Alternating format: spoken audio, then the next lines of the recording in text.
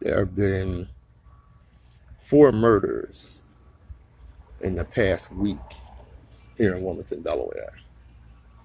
For some larger cities, it may not seem like much, but for a city of 70,000, that's pretty high per capita. Those murders have been primarily in the black community.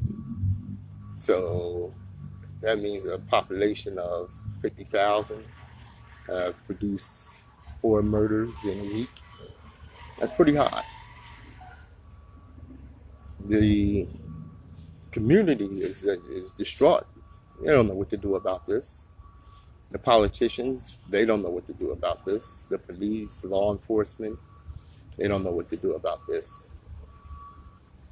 The thing is, you have to understand the nuances of violence. First and foremost,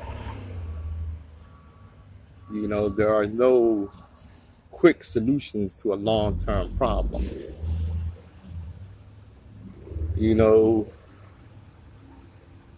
Poverty breeds crime. Crime breeds violence.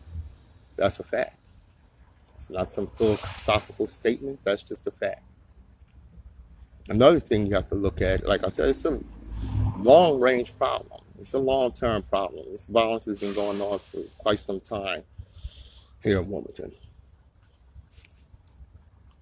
For one thing, you can trace a lot of this back to the crack epidemic and the height of mass incarceration. See, during the crack epidemic and during the height of mass incarceration, a whole generation, maybe 2 generations of leadership on the street level was destroyed, was taken off the street, which means the generation following had no rules. See, the generations before, they had rules that were imposed by the older generation. This is always the way it's been on the street level. The generation before sets rules that were handed down and imposed them. There are no rules. Another thing is the rise in matriarchal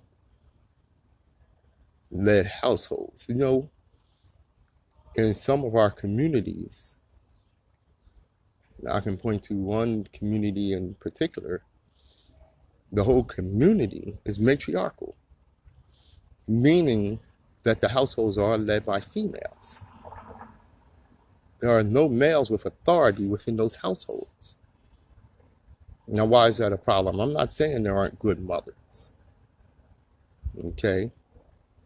And I'm not saying there aren't mothers, single mothers, that can't raise male children to be productive. There are. But the reality is, children need a father. They need male leadership in the house, in the community. See, what you have to understand is, and I'm not being chauvinistic here, but it's just a fact that women are emotional, men are logical.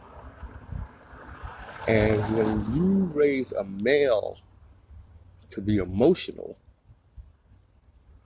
then that's how he handles things. And it often means handling things with finality. Now, amongst females, that can be okay. That means not speaking to someone or, not dealing with them. But when it's a male and you're dealing with a male ego with an emotional response, then there's a finality when there's conflict.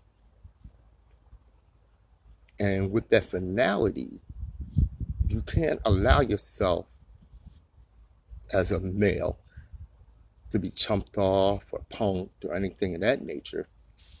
So what do? You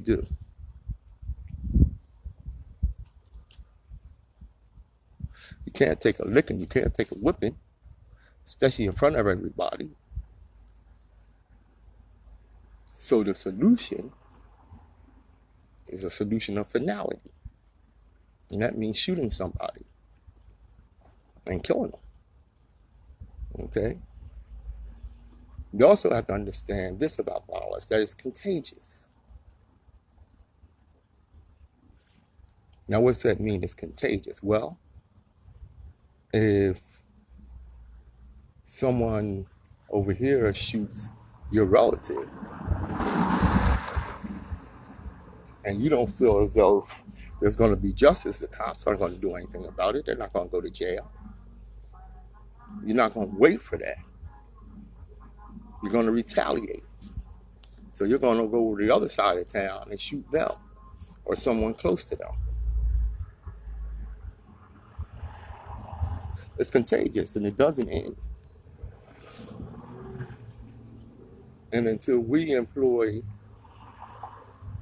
long-term solutions to this long-term problem, it's going to continue.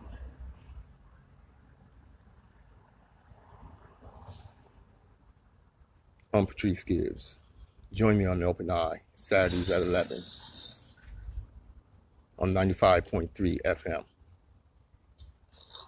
The Open Eye, more than radio.